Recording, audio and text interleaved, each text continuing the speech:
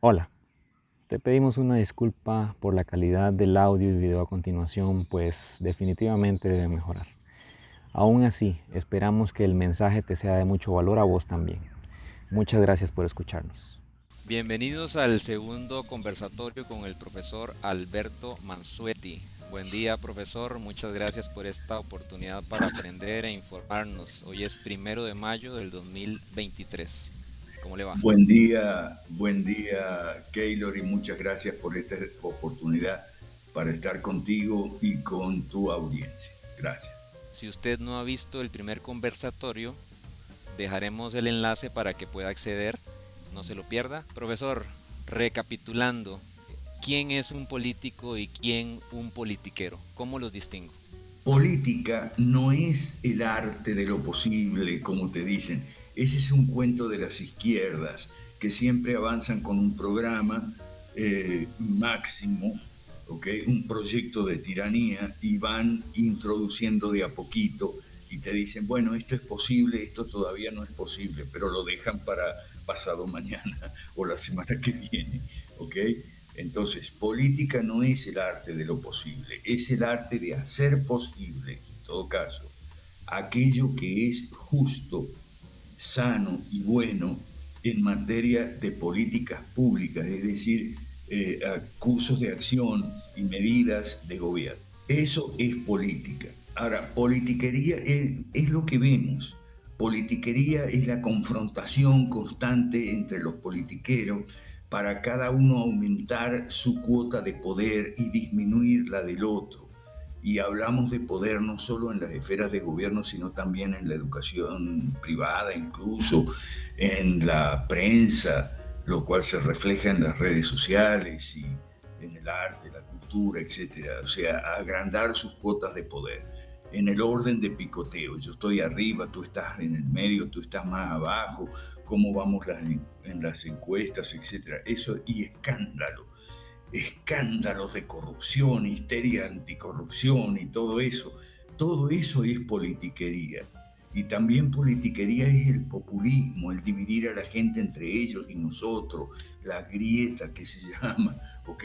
Nosotros somos los buenos, los otros son los malos, son los ladrones, los chorros, los corruptos, etcétera. Eso es politiquería. Y la politiquería tiene a la gente cansada. Entonces hay ese malestar con la política, que en realidad no es con la política, porque la política casi ni se ve, no se discute políticas públicas. Lo que se ve y se discute es politiquería. Necesitamos a más Bukeles, así franco y directo, con mano dura contra los criminales y corruptos. Bueno, a ver, Bukele se ha convertido en una figura que atrae y si ya están saliendo en los otros países latinoamericanos que no son El Salvador, yo soy el Bukele de este país y ya salen todos los politiqueros queriendo, prometiendo imitar a Bukele. Ahora bien, Bukele es un fascista. Entonces la gente, entonces la derecha, la extrema derecha. No, hay que explicar que el fascismo y el nazismo es una variante de izquierda, ¿ok? Es la variante nacionalista de la izquierda en contra de otra variante que ha sido también muy predominante, que es la variante internacionalista de la izquierda, tanto versión socialdemócrata como versión comunista. ¿Okay? Entonces ahí está la confusión principal. Si usted, estos conversatorios son una invitación para formarse e informarse. Nosotros tenemos un programa dos programas de infoeducación continua en el proyecto 5 Reforma, los jueves para los principiantes y los lunes para los más avanzados en Zoom. ¿Okay? Entonces, estos conversatorios son una invitación a investigar con nosotros. Te enseñamos, el fascismo es de izquierda. Eso está en el manifiesto de los fascistas, fascios italianos de combate, el manifiesto fascista, el programa del Partido Nacional Fascista de Mussolini, ¿okay? Fundado en Milán en 1919, más tarde se desarrollaría en el manifiesto de Verona con 18 puntos y en el programa del Partido Nazi con 25 puntos del Partido Nacional Socialista Obrero Alemán, NSDAP, ¿okay? Esos 18 puntos de Mussolini y los 25 puntos de Hitler, ¿okay? Son una ampliación del programa de 10 puntos del Manifiesto Comunista de 1848, ¿okay? Es decir, control estatal de la economía, la educación, la cultura, por eso control total de la ciudadanía por parte del gobierno tomado por un partido único, ¿ok? Lenin primero, Mussolini después y Hitler en tercer lugar son expresiones de izquierda, ¿ok? Como también el Partido Demócrata contra su tradicional ala de izquierda desde la época de Roosevelt y el New Deal, ¿okay? Todo eso es izquierda. Entonces, cuando uno señala que Bukele es un fascista porque encierra a la gente en la cárcel, sobre todo jóvenes, y están tatuados y demás, sin juicios, sin debido proceso, sin derecho a la legítima defensa, sin presunción de inocencia, etcétera, de una manera vistosa y para sacarse fotos, ahí yo acabé con la delincuencia. Sí, es probable que las cifras de delincuencia hayan bajado en El Salvador, pero ¿a qué costo? Sacrificando lo que es el Estado de Derecho, ¿okay? Eso es fascismo. De manera que empleamos mucho tiempo en enseñarle a la gente que el fascismo es de izquierda, ¿okay? Y después le contamos que Bukele es fascista. Bukele es un hombre de izquierda, lo fue toda la vida, del partido Farabundo Martí de El Salvador, ¿okay? A él lo expulsaron del partido de izquierda, lo expulsaron, toda su familia además es de ese partido, y lo expulsaron acusado de corrupción. No sabemos si es verdad o no, porque en esto de las acusaciones de corrupción muchas veces no aparecen las pruebas, ¿okay? Lo acusaron de corrupción primero en Nueva Cuscatlán y después en El Salvador capital como alcalde. Pero él no dejó de ser de izquierda y lo afirma en algunos videos que es un hombre de izquierda, ¿ok? Y de hecho, como nosotros explicamos mucho, primero hay que desaprender lo que se nos ha dicho, que el fascismo es la derecha, la extrema derecha. No, eso fue una estrategia de Stalin, ¿ok? Lo estudiamos también, estudiamos documentos donde Stalin manda la orden desde Moscú a todos los partidos comunistas de nunca más hablar de nacionalsocialismo con referencia a los nazis y hablar de nazi, no de nacionalsocialismo, porque el nombre del partido de Hitler es nacionalsocialista, no es nazi. ¿Okay? Entonces, en fin, todas esas enseñanzas, esos aprendizajes, los ofrecemos a la gente que se ponga en contacto con nosotros, que esté interesada, que no sea indolente por la suerte de su país.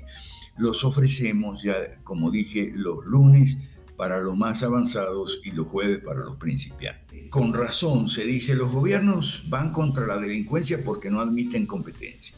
Eso es cierto, ¿ok? Y si estudiamos bien la historia de Mussolini, Mussolini fue contra la mafia, ¿ok? Y casi acaba con la mafia en Italia, ¿ok? Por eso la mafia ayudó a los americanos a entrar en Italia terminando la Segunda Guerra Mundial.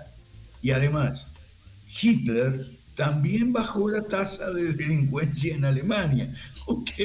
Así que eso no es ninguna sorpresa. ¿Por qué a pesar de cada vez más controles hay tanta corrupción? Bueno, vamos a contestar esa pregunta y la que sigue de una vez. El tema de la corrupción. La izquierda nos ha hecho creer que el problema es la corrupción. Y eso es una gran falacia, ¿ok? Porque la corrupción es una consecuencia inevitable del estatismo. El estatismo es, o sea, el Estado en control absolutamente de todo, es inevitablemente la fuente de la corrupción. El problema no es la corrupción, es el sistema estatista. ¿Por qué? Porque el estatismo pone una gran cantidad de dinero y una gran cantidad de poder, en última instancia, en pocas manos, las manos de las cúpulas, ¿ok? Y eso es una invitación cordial a la corrupción. Eso es una alfombra roja para la corrupción. Entonces, el único remedio eficaz contra la corrupción es reducir el Estado a sus funciones propias, que no es economía, ni educación, ni salud, ni jubilaciones y pensiones, sino seguridad, justicia, infraestructura y nada más. En tal caso, la corrupción no desaparece, ¿okay?, sino que se reduce a la compra de uniformes para los militares o a la edificación de tribunales, obras públicas, caminos, carreteras, etc. Entonces la corrupción se hace tratable por los remedios propios que son los judiciales, denuncias, o sea, pero que se verifican, y entonces se acaba la mega corrupción, que es lo que tenemos ahora.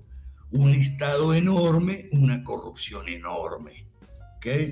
Entonces, no hay caso con el tema de la corrupción. O sea, los que prometen erradicar la corrupción sin cambiar el sistema, te están engañando. No te dejes engañar. La politiquería está llena de engaños y la gente cae en los engaños porque no está instruida, le falta educación política, no está preparada, ¿ok? Y no se fijan mucho a la hora de emitir su voto.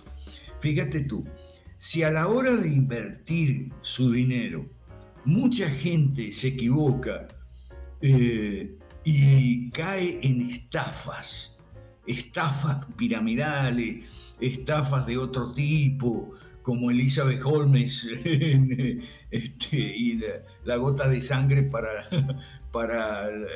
los tests, o Madoff, o sea, Bernie Madoff. Y bueno, la gente cae en esas estafas financieras o de otro tipo, estafa en cuanto a dinero, a pesar de que la gente es mucho más cuidadosa al invertir su dinero que al emitir su voto.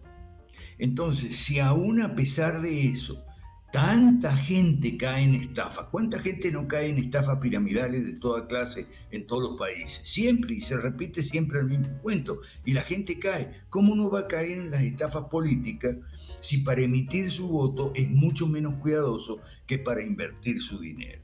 Si aún así cae en estafas, le roban su dinero a mucha gente, sobre todo en épocas de empobrecimiento, que la gente se desespera para lograr algún dinero que le permita vivir medianamente bien, ¿ok? Si aún así la gente cae en estafas piramidales o de otro tipo que acaban con su dinero, su ahorro de toda la vida, muchas veces gente ha hipotecado sus casas para después quedarse en la calle y demás, como con mucho más razón la gente que no investiga a la hora de emitir su voto, vota por cualquiera, llevado por la propaganda, mucho dinero gastado en propaganda, ¿ok? Y eso es lo que sucede. Nosotros ofrecemos el proyecto 5 Reforma, infoeducación política. La corrupción es el gran problema, se resolvería con gente honesta y de principios sólidos. Los medios de comunicación nos hablan de corrupción y mucha gente tiene la idea de que con gente más honesta, con principios más sólidos, con una moral más cuidada, con menos cuestionamientos, sería mejor para ocupar cargos públicos. Eso entonces es también un engaño, ¿cierto, profesor? Pero hay muchos engaños. Por ejemplo, que los diputados y senadores deberían bajarse el sueldo. Eso es peanuts, eso es maníes, eso es nada. Bajarse el sueldo, que ganan mucho. El problema no es que los diputados y senadores ganan mucho. El problema son las leyes malas que dejan pasar, que vienen de afuera. Si usted no ha visto la primera parte de estos videos, allí está todo explicado. ¿Okay? Son engaños, son engaños propagandísticos, pero hay mucha gente que cae. Por eso nosotros recomendamos, si nosotros no estamos de candidato, porque no se nos permite, ¿okay? Porque no tenemos, el Estado no nos da el reconocimiento legal, es mejor no votar, o votar nulo, o votar en blanco, dependiendo mucho de la legislación de los países, si hay sanciones o no. Y de hecho casi la mitad de la gente no va a votar, no concurre a votar. El abstencionismo es muy grande y crece. ¿Por qué? Porque con toda razón, ¿okay? Hay de cada 3 o 4 ciudadanos, hay 1 o 2 que no van a votar. Y esa es un comienzo para la solución. No votar es algo que nosotros acompañamos, ¿okay? Porque es como enviarle un mensaje a los preseleccionadores, ¿okay? De los candidatos. No olvides lo siguiente: cuando tú vas a votar, hay una lista de candidatos, pueden ser 3, 4, 5 o más, ¿okay? Entonces se te dice, elige entre estos. Pero ojo, estos son los que hemos elegido nosotros. Estos son los que hemos preseleccionado. ¿Quiénes? Los preseleccionadores, los poderes detrás del trono, los poderes fácticos que se llaman, ¿ok? Entonces, si tú vas a un restaurante y no te gusta ninguno de los platos del menú que están en la carta, no eliges el mal menor, o sea, la comida menos mala, ¿okay? No eliges el mal menor, simplemente te levantas, te vas a otro restaurante donde haya algo que te gusta. Bueno, como no se puede hacer eso en el cuarto oscuro, digamos, en el voto, entonces no votar es enviarles un mensaje a los preseleccionadores diciendo no me gusta ninguno, ¿ok? La próxima vez, por favor, escojan mejor, ¿ok? Por eso es que en los medios, siempre que hay elecciones, te dicen los resultados. Mira, este sacó tantos votos, este sacó tantos otros. Pero tienes que investigar mucho para ver qué porcentaje, más allá de los porcentajes de votos que sacó cada candidato, qué porcentaje no fue a votar, o votó nulo o en blanco, ¿ok? Eso no te lo dicen, ¿ok? Te lo esconden un poquito, te lo ningunean, ¿ok?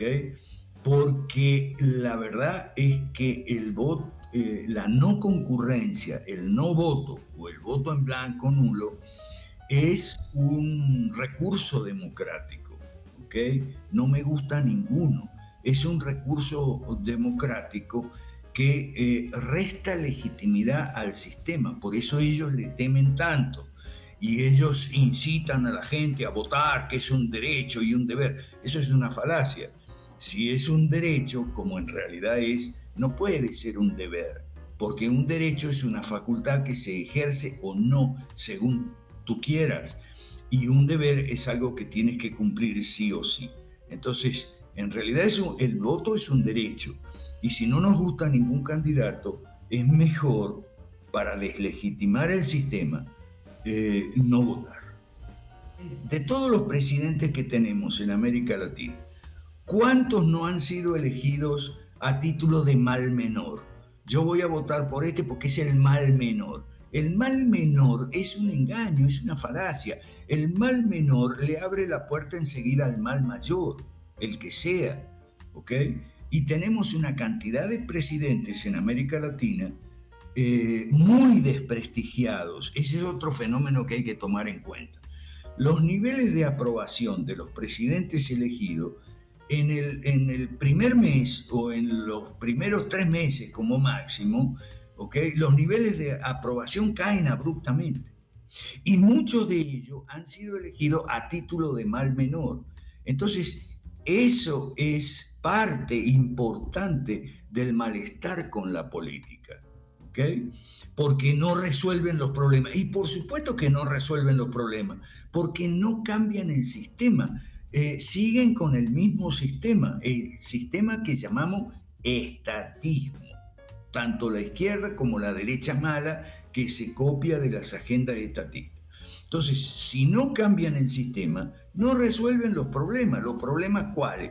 Los problemas reales, la pobreza, la delincuencia, la criminalidad, la inseguridad, los sueldos bajos, los ingresos bajos, las ventas bajas, ¿okay? La educación que es adoctrinamiento en lugar de educación, la atención médica que no funciona, no responde a las necesidades de la gente, la que es estatal y la que es pública, la que es privada es muy exclusiva, digamos, porque la gente está muy empobrecida y no puede pagar atención médica privada.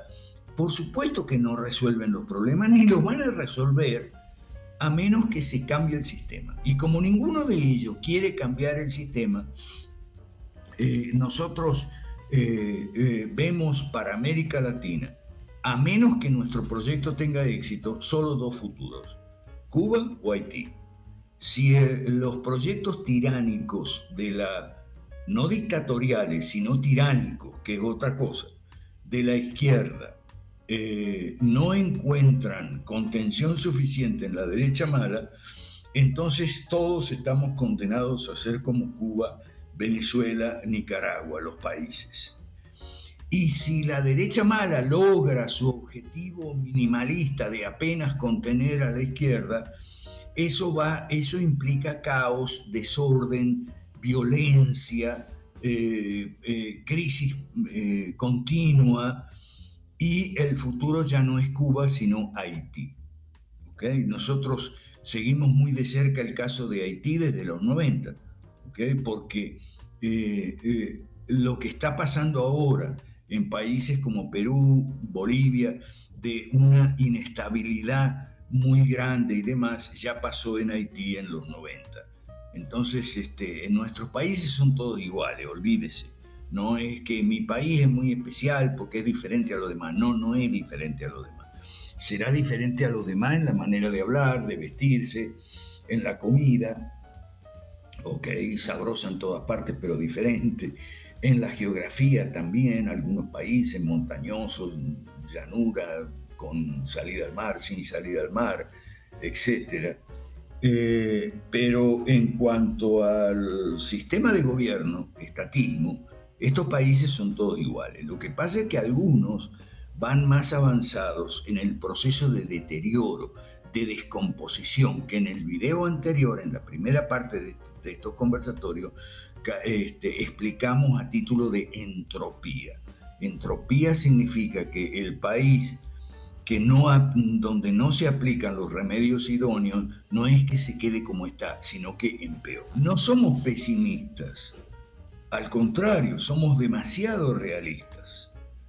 Y más que pesimistas, nosotros somos condicionalistas. A ver, el optimista cree que todo va a mejorar, por fe, ¿ok? El pesimista cree que todo va a ir peor y no hay salida.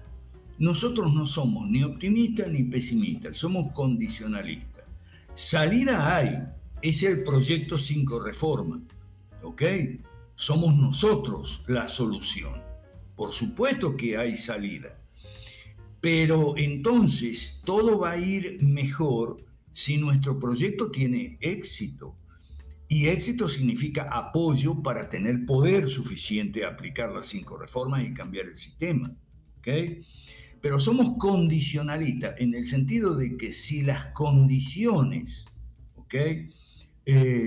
No se dan, si las condiciones no mejoran, es decir, si no tenemos apoyo, si la gente no nos conoce, no se interesa en conocernos, no nos hace las preguntas, ¿okay? Y no tenemos apoyo, entonces todo va a ir de mal en peor. ¿Okay? Ahora, si las condiciones, por eso somos condicionalistas, si las condiciones mejoran, en el sentido de que recibimos más apoyo de la gente, como estamos recibiendo apoyos para nuestros partidos en Perú sobre todo, pero también en México, en Guatemala y en Venezuela. Si tenemos apoyos, entonces hay razones para ser optimista. No es una cuestión de fe nada más. Es verdad que tenemos inseguridad, injusticia, pésimas calles, carreteras y puentes, inundaciones, desempleo, salarios y pensiones que no alcanzan, productos y servicios cada vez más caros, mala educación y pésimos servicios de salud. ¿Qué solución hay para estos problemas? El proyecto 5 reformas. ¿Ok? Los medios de comunicación, vamos a la pregunta extra. Y los medios de comunicación lo que quieren, sobre todo las televisoras, bueno, la prensa escrita quiere vender periódicos, ¿okay? Aumentar el tiraje. La prensa radioeléctrica, televisión y radio, lo que quiere es aumentar el rating, el share de audiencia. Los medios de comunicación son empresas, ¿okay?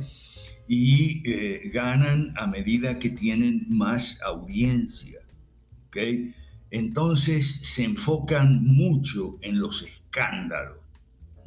Y los escándalos son típicos de la politiquería, ¿okay? Y para entender un poco de política hay que usar más la cabeza que el corazón, o sea, más la cabeza. Nosotros hablamos a la cabeza y no solo al corazón, y también mucho hablamos al bolsillo de la gente, ¿okay? La gente se está empobreciendo, la clase media se está reduciendo, ¿okay? Están los nuevos pobres. Para la juventud hay los 3 sueños rotos, que es, esto lo explicamos mucho también. ¿Cuáles son los 3 sueños rotos? El primero es el de la educación. Te dicen, tú sigue una carrera, que te gradúes de ingeniero, de administrador de empresa y vas a tener éxito. Resulta que no. Okay. El segundo sueño roto es el emprendimiento. Te dicen, bueno, tienes que emprender, hacer tu propio negocio, tienes que ser tu propio jefe, trabajar a tu ritmo, etcétera, etcétera. Pero el emprendimiento choca con las leyes malas, los impuestos y la baja capacidad de compra de la gente, porque los mercados están deprimidos por el lado de la demanda. Entonces, el emprendimiento, otro sueño roto, no funciona. Y el tercer sueño roto es la emigración. ¿Okay? Muchos, sobre todo jóvenes, emigran, pero en el país de acogida se dan cuenta que tienen demasiadas dificultades. Y encima son extranjeros y son discriminados, etc. Entonces le dedicamos mucho tiempo a estudiar los 3 sueños rotos. El título, la graduación, el emprendimiento y la emigración.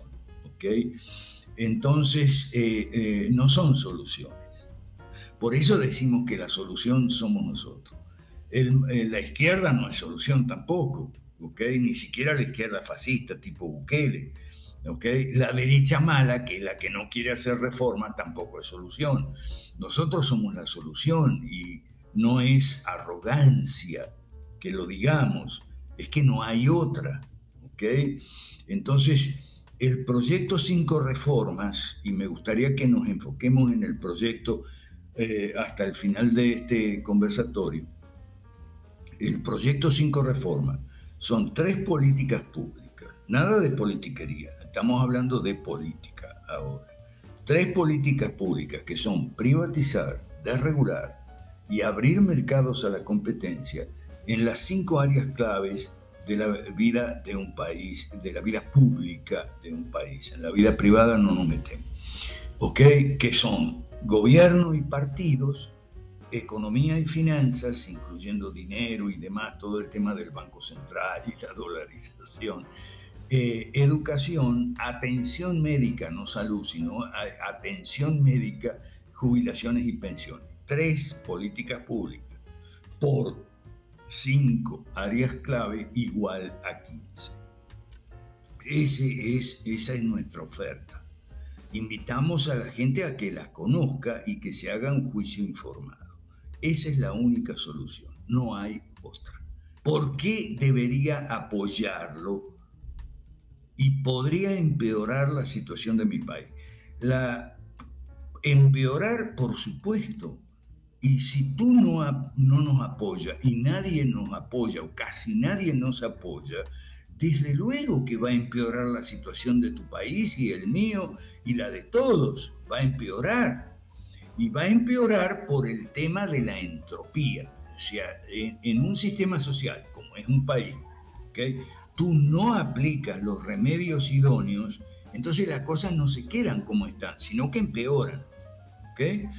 Eso se llama entropía y lamentablemente funciona en todos los países. Entonces, ¿por qué deberías apoyarlo? Porque es la única solución verdadera para los problemas reales. Solución verdadera porque es cambiar de sistema como lo han hecho muchos países que han hecho una transición del comunismo o del estatismo extremo totalitario a un capitalismo más o menos liberal y democrático. ¿De qué países estamos hablando? Siempre se nos pregunta lo mismo. ¿En qué país se ha aplicado las 5 reformas y tal? Como tal, 5 reformas no. Esa es nuestra versión de un programa de transición al capitalismo. El problema es que se ha satanizado el capitalismo. Y peor aún, no solo se ha satanizado el capitalismo, sino que la izquierda nos ha convencido de que capitalismo es lo que tenemos. ¿Ok? Lo que tenemos no es capitalismo, es estatismo. ¿Ok? El estatismo con más contenido de izquierda neta o con más contenido mercantilista. Mercantilismo es el capitalismo para los amigotes, los cuates, ¿okay? El crony capitalism en inglés.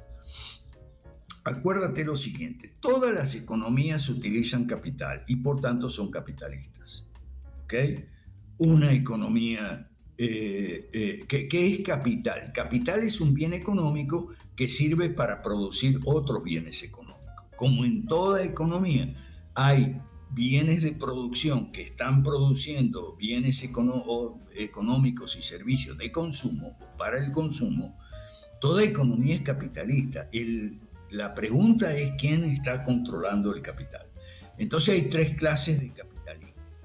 El capitalismo liberal, que es un capitalismo abierto para que gente pueda entrar a competir a los mercados y entonces los precios bajen, el empleo aumente y también aumente los salarios, los ingresos, las ventas, etc. ¿Okay? Eso es capitalismo liberal. No tenemos eso. Lo que tenemos es un capitalismo de amigotes o un capitalismo de Estado, donde el capital es controlado por los amigos del gobierno o por el gobierno directamente. ¿Okay? Eso es muy importante que se entienda. Entonces, lo que tenemos es estatismo, capitalismo de Estado o de amigote. Eso es lo que tenemos. ¿Cuáles países han podido salir de esa situación terrible? Bueno, los países excomunistas, principalmente China. Se nos dice que China es una dictadura comunista. No es una dictadura comunista. O sea, la economía de China es capitalista, ¿ok? Y eso ha permitido que 800 millones de chinos salgan de la pobreza en apenas 30 o 40 años, lo cual es inédito, nunca visto, ¿ok? Entonces, claro, hay un partido único, ¿no? partido único que se llama comunista, pero de comunista no tiene nada, ahora sigue siendo partido único. Pero ese es otro asunto. Hay que diferenciar la economía de la política, igual en Rusia. En Rusia tenemos un capitalismo muy poco liberal y muy capitalismo de amigote. Pero en la política no tenemos partido único. Tenemos 4 o 5 partidos que compiten con el de Putin, entre ellos el Partido Comunista. Esto ya lo hemos explicado en el video anterior. ¿Okay? Entonces, los países excomunistas pudieron salir de esa situación. Lamentablemente no siempre hubo un partido que blindara las reformas contra la contrarreforma, o sea, la contraofensiva de la izquierda. Y muchos países excomunistas salieron del comunismo, pero para caer en la dictadura, por ejemplo, en Europa, de la Unión Europea, o tiranía de la Unión Europea, que es más o menos parecida al comunismo, como nos explicó en Guatemala en el año 2018 el doctor Václav Klaus, no confundir con Václav Havel, ¿okay? Sino Václav Klaus, el autor de la Revolución de Terciopelo. Lo tuvimos en Guatemala, lo tuvimos encerrado 4 días en el hotel y aprendimos muchísimo sobre transitología, que es el proceso de transición.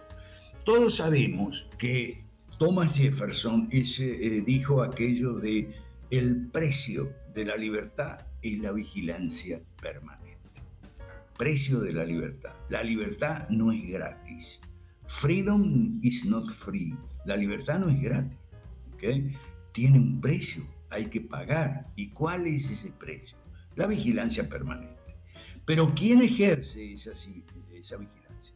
La ciudadanía a través de un partido político identificado con el gobierno limitado, es decir, con aquello que los libertarios llaman ideas de la libertad.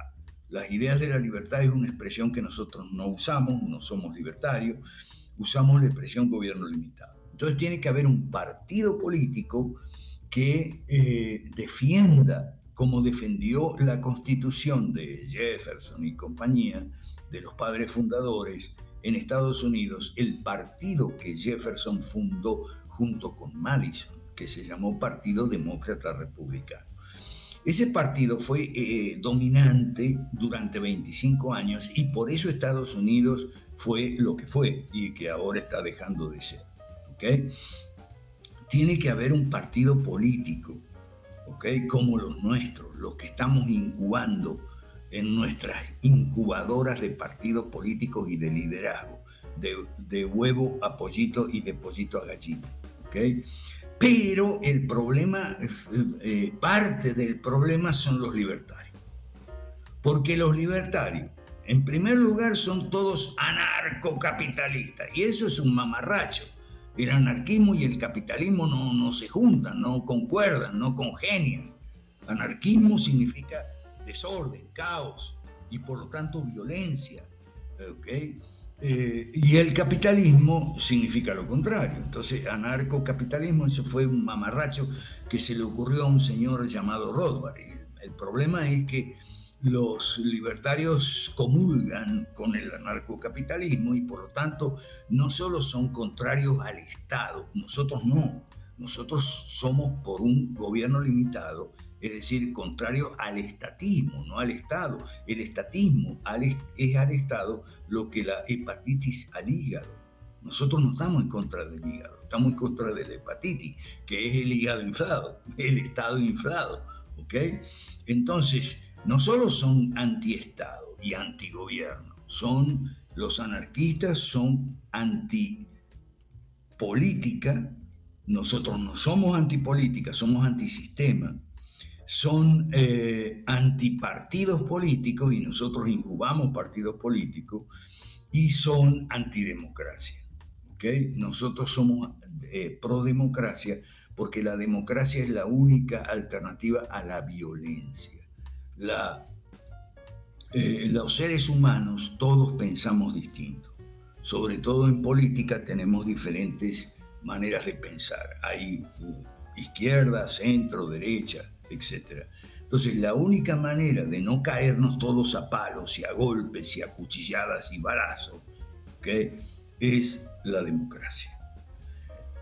Es decir, la regla de mayoría y minoría, el gobierno por turnos, el gobierno por consentimiento. No hay políticas de Estado fijas, inamovibles. Las políticas públicas se pueden cambiar, ¿okay? En los países que salieron de estas situaciones horribles en las que estamos nosotros, las políticas públicas se cambiaron. Y en lugar de tener políticas públicas de estatismo, supercontroles, reguladores y monopolios, han tenido las políticas públicas contrarias, que son las de derecha, que son privatizar, desregular y abrir mercados a la competencia. Pero otro problema de los libertarios es que te dicen no somos de derecha ni de izquierda, entonces ¿qué son? ¿Okay? Entonces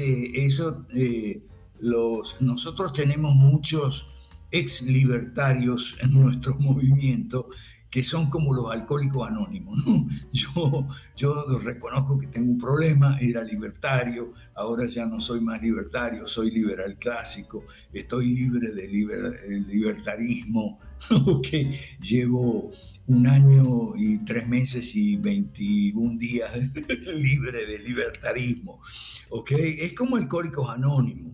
Sí, porque los libertarios son borrachos de la ideología estúpida del señor Murray Rothbard y sus seguidores, Huerta de Soto, Jope, en parte Juan Ramón Rayo, ¿okay?, y Miguel Ancho Bastos y todo eso. Es una borrachera, ¿okay?, una borrachera. De esa borrachera hay que salir. Esa borrachera forma parte del problema, ¿okay?, pero nosotros tenemos la solución. ANCAPs anónimos. Hola, me llamo fulano, yo era libertario. Te invitamos, si tú tienes simpatía por los libertarios o eres mileísta. Milei es el que ha puesto en Argentina de moda el libertarismo, las ideas de la libertad. Nosotros tenemos otra idea mejor, que es la de gobierno limitado, más concreta, más práctica, más viable, ¿okay?, y más entendible. Entonces, si bien le reconocemos a Javier Milei muchos méritos, como haber salido de los tanques de pensamiento, que son una burbuja, parte del problema también, ¿okay?, y haberse metido a hacer campaña y ganó una diputación, y ahora recoge más del 20%, casi el 30% de simpatías en Argentina. Pero el problema con Milei es que sigue siendo libertario. Él no ha pasado por Alcohólicos Anónimos, ¿okay? Sigue borracho, ¿okay?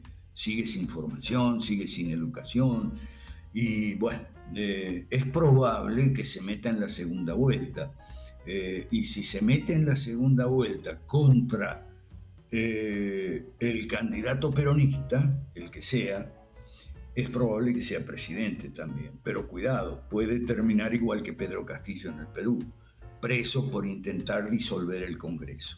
Mira, nosotros los lunes y los jueves hacemos mucho análisis de la situación. Tenemos un radar, ¿ok? Por ejemplo, hoy es lunes, 1 de mayo, ¿ok? Estamos de feriado. Hoy es lunes, ayer hubo elecciones en Paraguay. Como siempre se enfrentó la derecha mala, oficialista en Paraguay, el Partido Colorado, contra un frente de izquierda que va desde la izquierda más centrista, moderada, a la izquierda más radical. Y esta perdió. Y perdió porque la oposición se dividió. Se dividió porque Efraín Alegre, el candidato de este frente de izquierda, tuvo que compartir los votos opositores con Payo Cubas, que es buquelista, ¿okay?, de Bukele. Entonces, la oposición se dividió entre el frente de izquierda, que el candidato era Efraín Alegre, y Payo Cubas, que era el candidato del buquelismo. Entonces, el oficialismo, es decir, la derecha mala de siempre, el Partido Colorado, ganó las elecciones. Entonces, Si tú quieres tener buena información sobre lo que pasa en tu país y en los países de al lado, cercanos, anótate, comunícate con nosotros. Estamos en las redes sociales, nosotros levantamos el teléfono, ¿ok? Comunícate con nosotros y empieza a estudiar con nosotros, a aprender, ¿ok? Y si te gusta nuestro proyecto, lo apoyas. Gracias. No somos más de lo mismo. Y eso lo puedes comprobar contrastando nuestro proyecto político, ¿ok? El proyecto 5 reformas, contrastando con las otras ofertas, lo que te ofrecen los otros, lo que te prometen los demás. Nosotros queremos que nuestro proyecto sea conocido, incluso discutido, ¿ok? Para lograr apoyo. No somos más de lo mismo. Si tú comparas, vas a ver, somos el agua y el aceite, la noche y el día, el invierno y el verano con respecto a los demás. Nosotros somos los únicos antisistema, no antipolítica, ¿ok? Vamos contra el sistema, pero sin romper con la democracia y con sus vehículos naturales, que son los partidos políticos. Los partidos políticos son en el área de gobierno lo que las empresas privadas son en el área de la economía. Si a ti te gusta la libre competencia en el área de la producción de bienes y servicios, te debería gustar la libre competencia, la libre entrada y salida sin barreras y demás en los mercados ideológicos y políticos. Eso se llama democracia, ¿ok? La democracia es el libre mercado de las propuestas políticas, deberías apoyarlo. Entonces, por eso nosotros queremos, no somos más de lo mismo, ¿ok? Y eso tú lo puedes comprobar simplemente comparando y contrastando. ¿No es mejor una huelga o algo más radical? Bueno, algo más radical es la violencia y no nos gusta la violencia. Es más, en la violencia estamos sumergiéndonos cada vez más en nuestros países. Algo más radical es violencia y no queremos violencia. Mejor una huelga. Sí, nosotros promovemos una huelga que es la huelga electoral. No votes por el mal menor, no caigas en el engaño del mal menor. Huelga electoral significa no votar, el derecho a no votar. Por eso está muy mal algunos países que imponen multas y sanciones, en algunos casos bastante bravas, a los que no votan. Si no votar es un derecho, porque votar es un derecho. Entonces, si es un derecho, yo puedo votar, pero si no me gusta ninguna de las ofertas que hay y a los liberal clásicos 5 reformas no nos dejan meternos en la boleta, entonces hago huelga electoral, ¿ok? Eso es importante. Suena que también quieren plata. Nosotros somos partidos privados y promovemos los partidos privados, son los que no reciben subsidio de los gobiernos. Eso lo explicamos en la primera parte. No es democrático que mis impuestos financien al Partido Comunista, ni que los impuestos de los comunistas financien partidos liberales, conservadores o de derecha, ¿ok? Entonces no es que queremos plata. Ahora viene una pregunta importante. ¿Por qué diputados y no presidente? ¿O por qué diputados y no alcaldes o intendentes, como se llama en otros países, gobernadores de los estados, provincias, etcétera? Para derogar las leyes malas, porque el presidente no tiene poder para derogar las leyes malas. En un sistema más o menos constitucional, o lo que queda de él, ¿okay? El poder de derogar las leyes lo tiene el mismo órgano llamado legislativo, que es el que las hace, o por lo menos las aprueba con las manos alzadas, incluso sin leerlas, porque vienen del exterior. Esto ya lo hemos explicado, ¿ok? Derogar las leyes malas es algo que solo el Congreso puede hacer. Por eso queremos meter diputados. Si tú quieres ser alcalde de tu pueblo, tienes que entender lo siguiente. En tu pueblo, aún siendo alcalde, no vas a poder hacer absolutamente nada. Vas a tener las manos atadas. Y las manos atadas es por las leyes malas. Entonces, por eso queremos que tú, en lugar de candidatear para alcalde de tu pueblo, candidates al Congreso para derogar las leyes malas que hunden a tu pueblo en la miseria. ¿Okay? Y como te digo, el presidente no tiene poder para derogar las leyes malas. ¿Okay? Por eso, Pedro Castillo en Perú, que es un radical pero de izquierda, ¿okay? Quiso disolver el Congreso y está preso. ¿Okay? Entonces, ni el presidente tiene el poder de derogar las leyes malas, entonces mucho menos los alcaldes y los gobernadores. Todo esto suena muy bien, muy bonito, muy interesante, muy deseable, pero el proceso que lleva para poderlo tener, para poderlo aplicar, suena que es demasiado tiempo, demasiado difícil. Bueno, mira, quiero cerrar con esto. Si tú tienes, si el que nos está escuchando, si tú tienes una manera más fácil, dila. Nosotros tiramos nuestro proyecto a la basura y adoptamos el tuyo. ¿Cuál es el tuyo? ¿Ok? Ajá. Nosotros desde 2016 que empezamos venimos diciendo lo mismo. Sabemos que lo nuestro no es fácil. Nadie dijo que era fácil. Sabemos que es difícil. Ahora, si tú tienes otro proyecto igual de efectivo, pero más fácil, menos costoso, bueno, asómalo y lo vamos a estudiar, lo compararemos con el nuestro. Y si el tuyo es mejor, entonces nosotros estamos dispuestos a tirar a la basura esto que nos ha costado tanto esfuerzo y tanto tiempo y tanto renunciamiento y adoptar el tuyo. ¿Cuál es el tuyo? Profesor, dos más y terminamos, ¿sí? Ajá. ¿Por Dale. qué es un proyecto el protagonista y no un líder en específico? ¿Por qué no una persona? Qué bueno. Nosotros tenemos líderes, pero no somos narcisistas. Tenemos a Tony Martínez y a Leida Paredes en México, tenemos a José Luis Tapia y Miriam en Perú, tenemos en Guatemala a Jorge David Chiapas y tenemos a Freddy Asensio en Guatemala. Tenemos líderes, ¿ok? Pero ninguno de nosotros es el protagonista. Protagonista es el proyecto. No somos como Milei en eso, ¿ok? Creo que se respondió. Bien, y la última, que es más bien dos. No me interesa ser político, pero ¿cómo puedo apoyarles? O me interesa ser político, ¿qué debo hacer para comenzar? Ok, hay tres maneras de apoyarnos, como a cualquier partido político en formación o ya desarrollado. Tres maneras. La primera no se puede, que es votar por nosotros, ¿okay? Porque no estamos en la boleta. Y no estamos porque no tenemos poder y apoyo suficiente. El poder deriva del apoyo. No tenemos apoyo y por tanto no tenemos poder suficiente para presionar a fin de estar en la boleta. La primera no se puede. La segunda es donar dinero.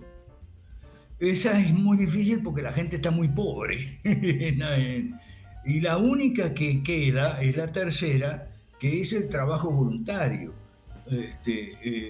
Cuando nos conozcan mejor, si decides apoyarnos, entonces te puedes meter en nuestros grupos, en nuestros equipos, te puedes meter los lunes y los jueves y dar algo de tu tiempo. Esa es la tercera manera de apoyar. Darnos algo de tu tiempo, sobre todo si no tienes dinero. Adelante. Ok, y entonces la otra era, ahora sí, me interesa ser político como ustedes, ¿cómo empiezo? ¿Cómo arranco esa...? Se hace camino al andar. ¿Okay? Una larga marcha empieza con un primer paso. Esa es una frase de Mao. No nos gusta Mao, pero la frase es correcta. Da el primer paso. Esa es la invitación. Primer paso es contáctanos a nosotros. Gracias, Keylor, por esta fantástica oportunidad. Gracias a usted, profesor. Así terminamos este conversatorio. Que tenga excelente día, un fuerte abrazo y que Dios lo bendiga. Gracias, igualmente.